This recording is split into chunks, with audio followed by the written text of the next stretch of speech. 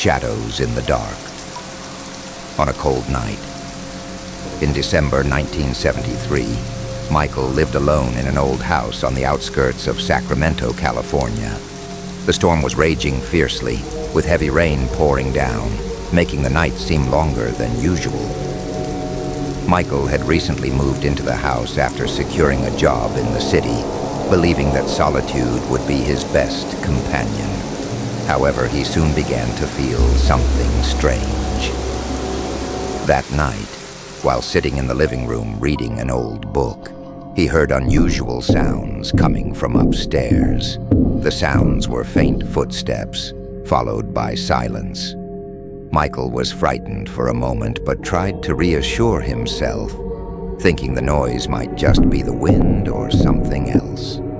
Over time, the sounds continued to repeat each night, growing louder. One night, Michael decided to investigate and go upstairs to find the source of the noise. He ascended the stairs slowly, his heart pounding. When he reached the top, he felt something odd in the air, as though the place was closing in on him. He opened the door to the large bedroom and found the room dark, except for the moonlight streaming through the window.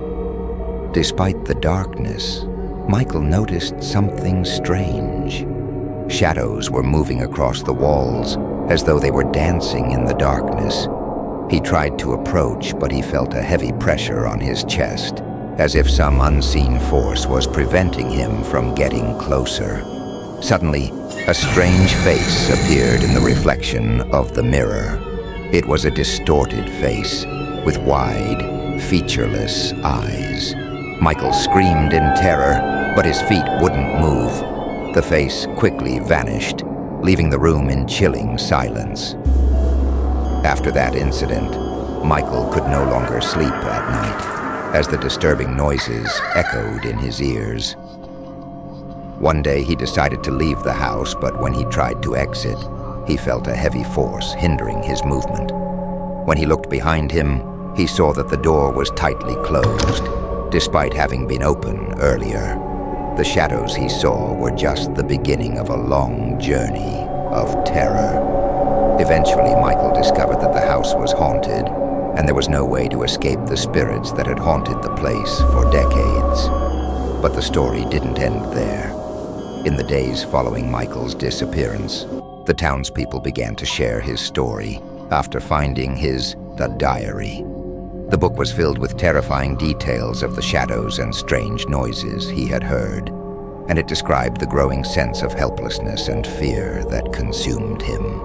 Everyone realized that Michael had become a victim of something sinister in that house, though no one knew exactly what it was.